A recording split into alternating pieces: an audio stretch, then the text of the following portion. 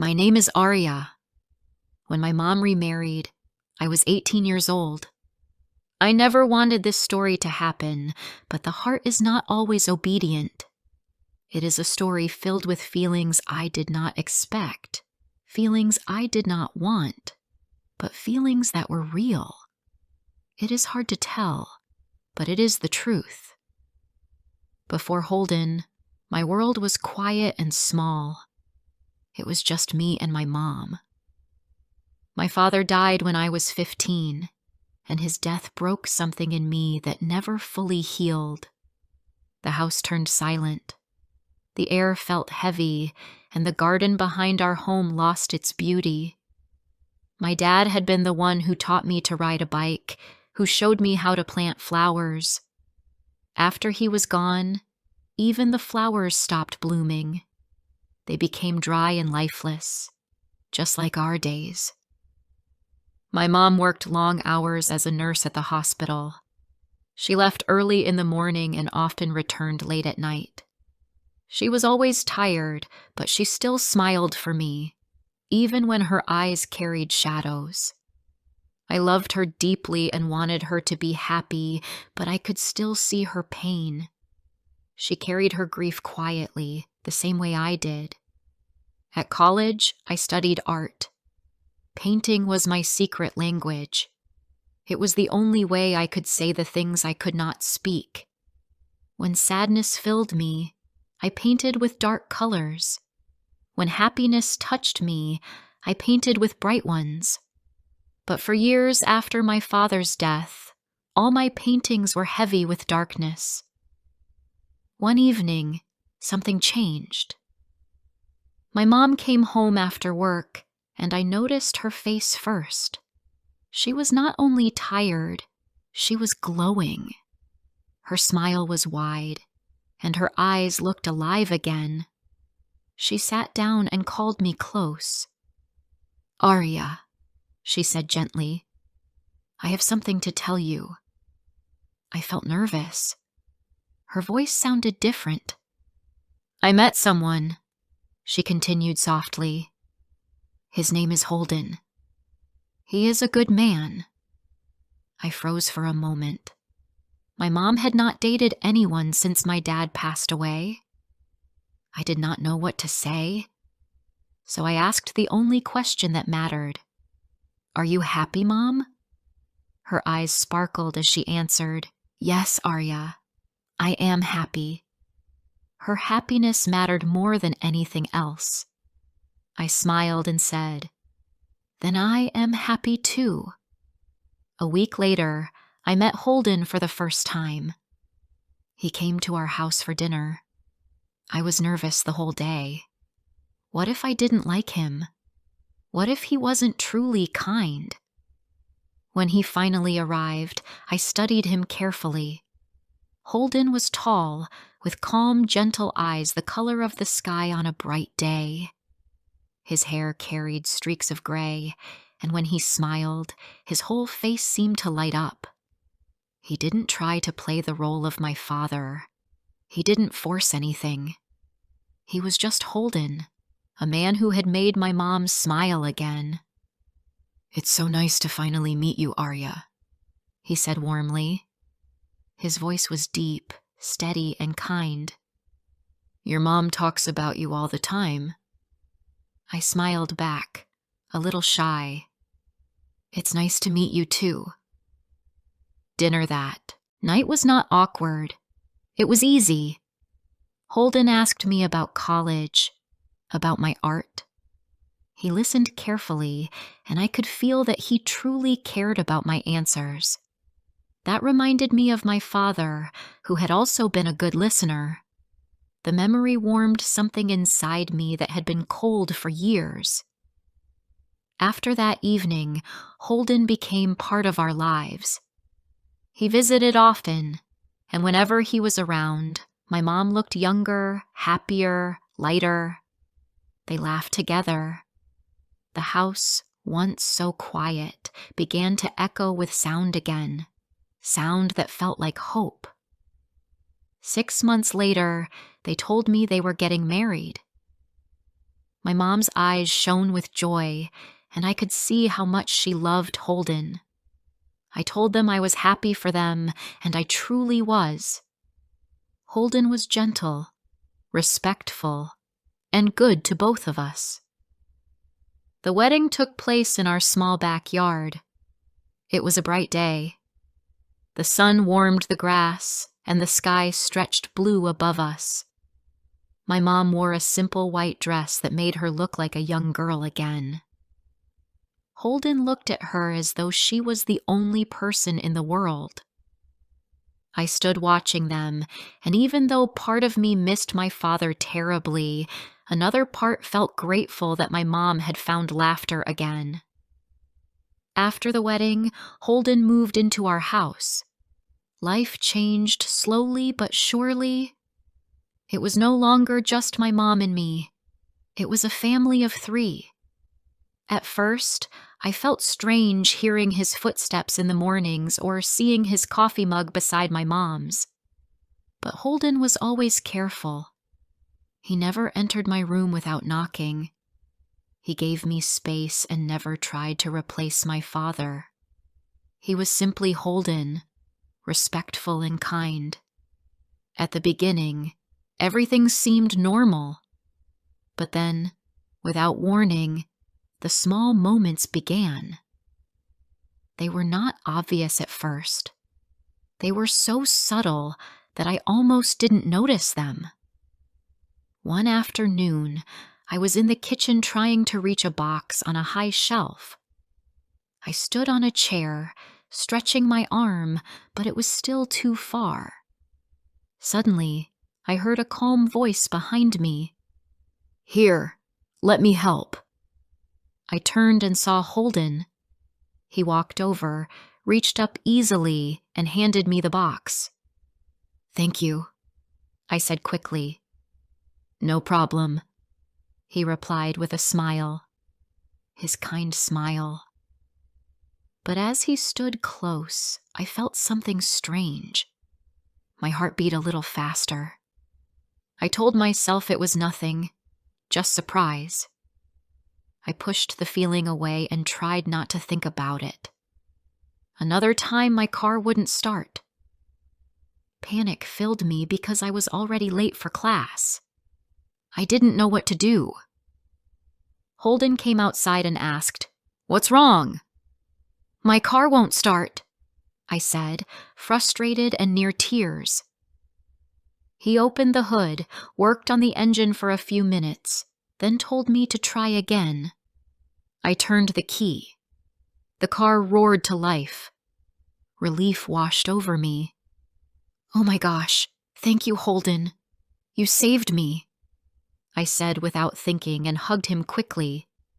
It was just a thank you, hug.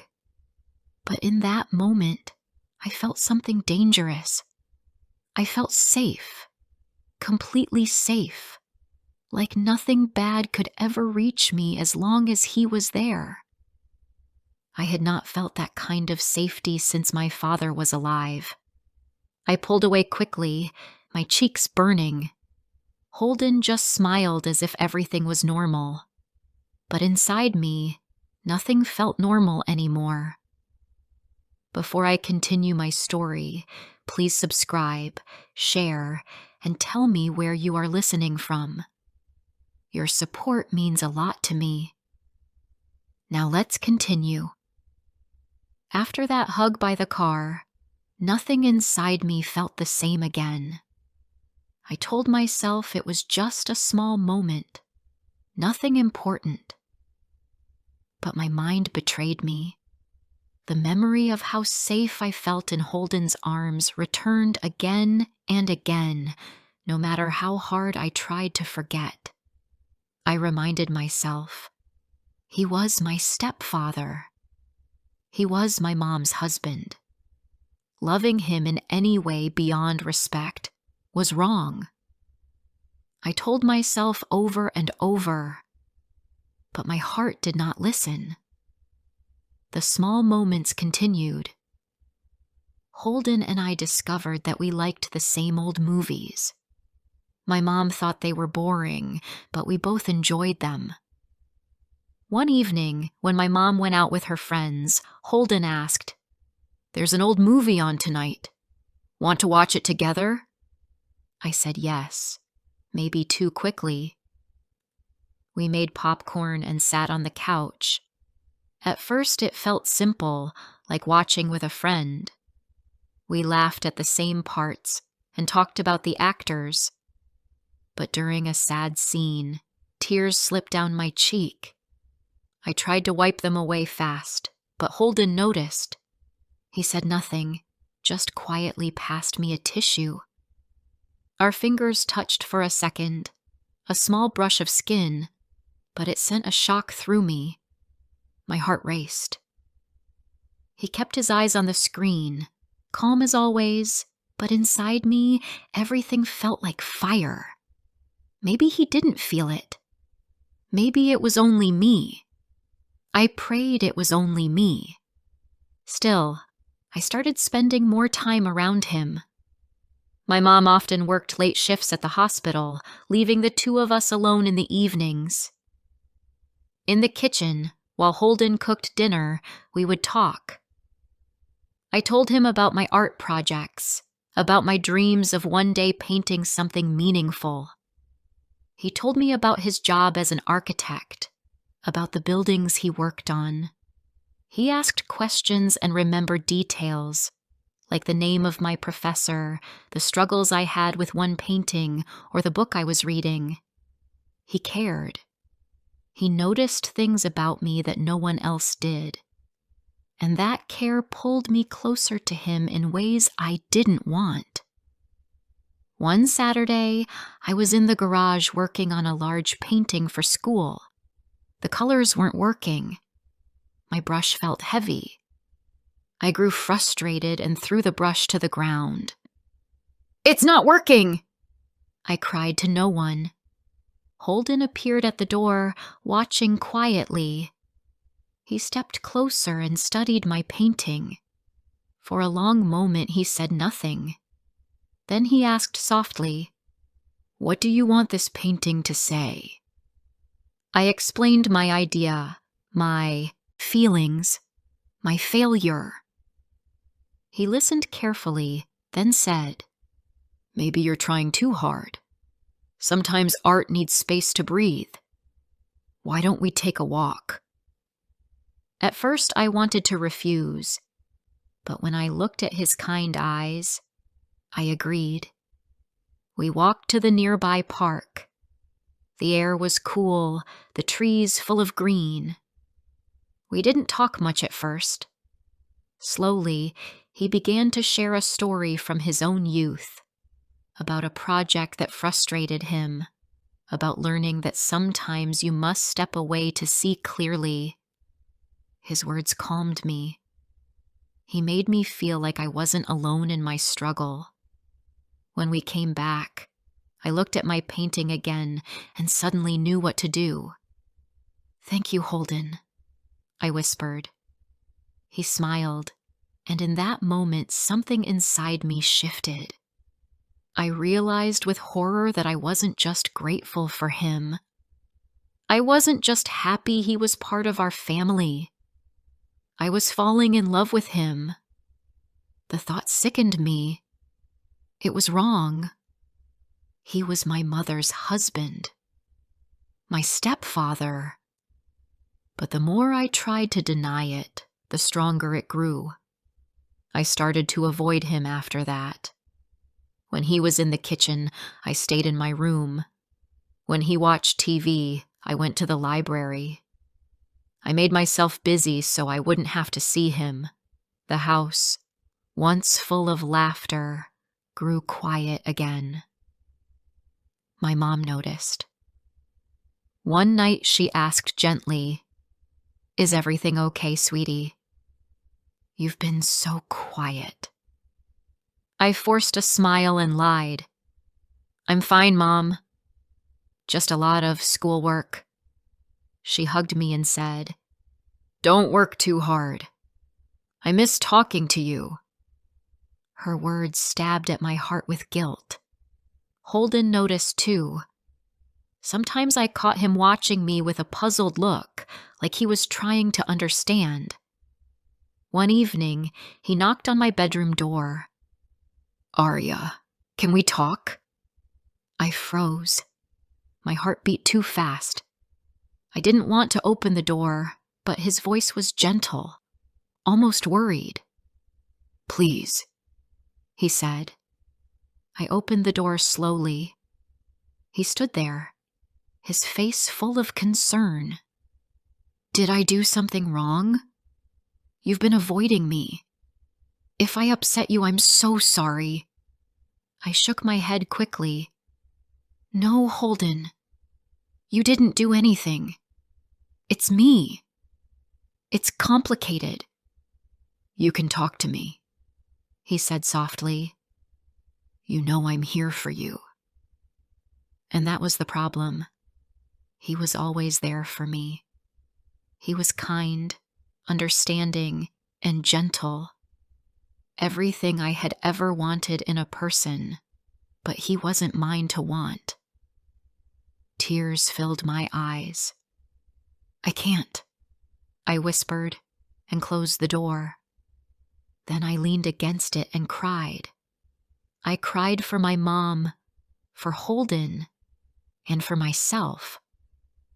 I was trapped in feelings I could not control.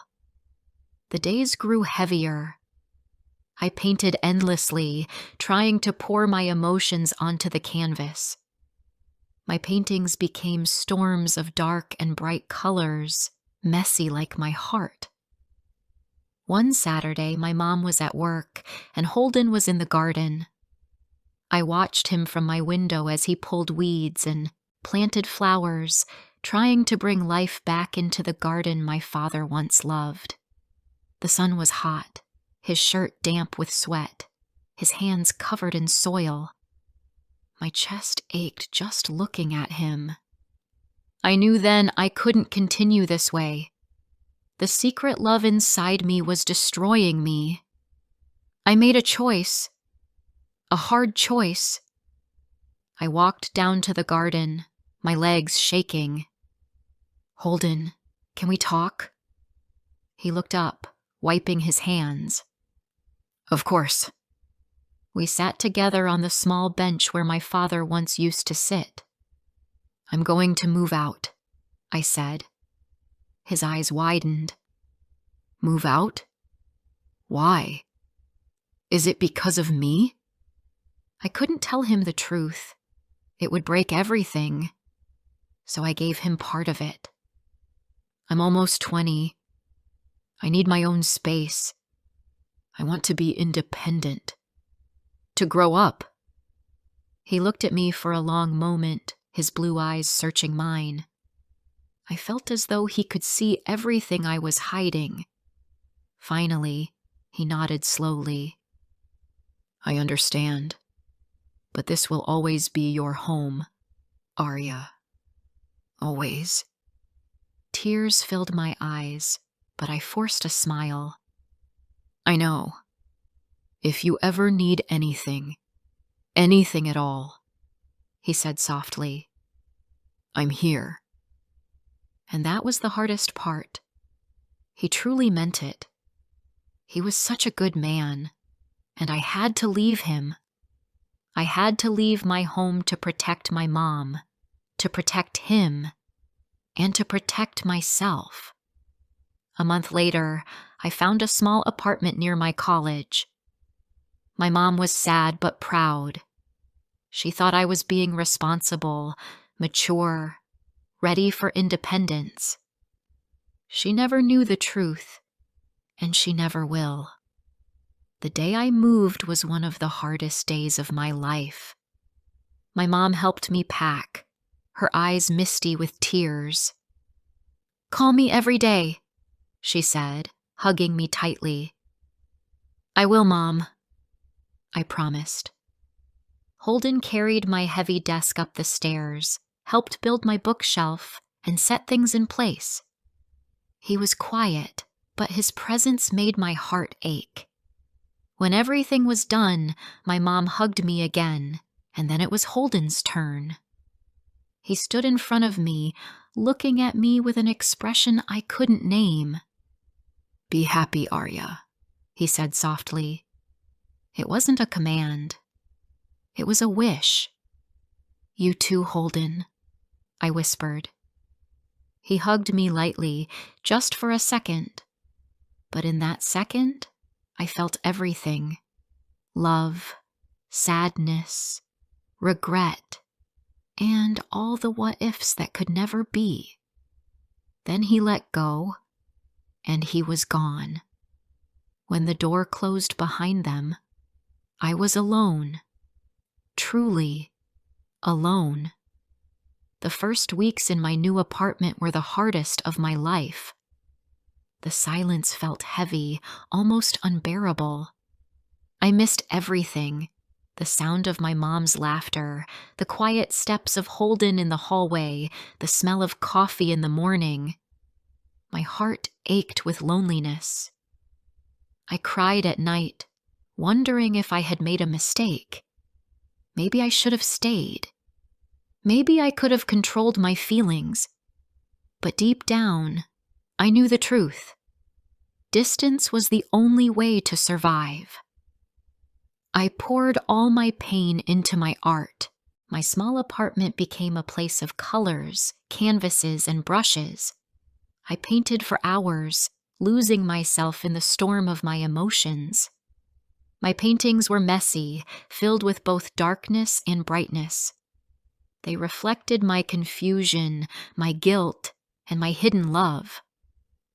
One day, my professor looked at my work and said, "Arya, your paintings are powerful now. They carry true emotion." Her words gave me a spark of hope. Maybe something good could come from my pain. I spoke with my mom on the phone every day. She always asked if I was eating well, if I was safe, if I was happy. I lied sometimes, telling her I was fine when in truth I was lonely. Every Sunday I visited for dinner. It was difficult to see Holden again, but it was also easier than I expected. There was space between us now, a safe distance.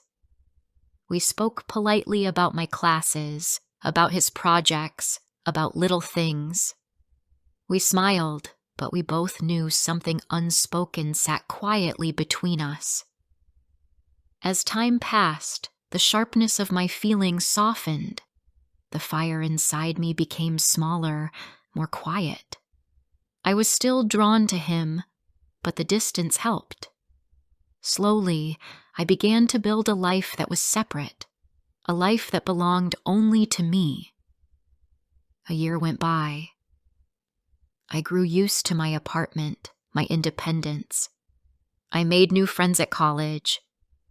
I even went on a few dates. One boy from my art class, Tom, was kind and funny. He wasn't Holden, and that was the point. With Tom, things felt light and simple. One Sunday, I came home for dinner as usual. My mom and Holden sat across from me, their hands joined. My mom's face glowed with happiness. "We have news," she said. My heart stopped for a second. I was afraid of what she might say. "We're going to have a baby." Her words echoed in the room. For a moment, I couldn't move. A baby. My mom was pregnant. Holden was going to be a father. I looked at him, and he was staring at my mom with eyes full of love. Then he turned to me, smiling with pure joy, and something inside me shifted. That last quiet ache of love I had been carrying for him, it disappeared. It was replaced with something new. Happiness. True happiness for them both. "That's wonderful," I said, smiling back. And for the first time, I meant it fully. 6 months later, my little brother was born. His name was Leo. He was perfect, with my mom's hair and Holden's blue eyes. When I held him for the first time, something magical happened. I looked down at his tiny face and felt my heart open. He was a new beginning, a new kind of love. The house was no longer quiet. It was filled with the sounds of a baby, cries, laughter, soft coos. It was filled with life again. I visited often, helping my mom with Leo, playing with him, feeding him, rocking him to sleep.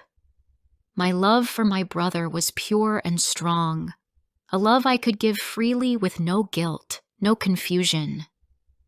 My relationship with Holden changed, too. He was no longer just my stepfather.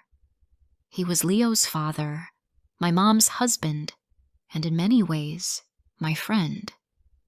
The dangerous feelings I once carried were gone. What remained was respect, gratitude, and a deep care for him as part of our family. Looking back, I understood my feelings in a new way. I had loved Holden, but it had been a confused love, born from loneliness and grief.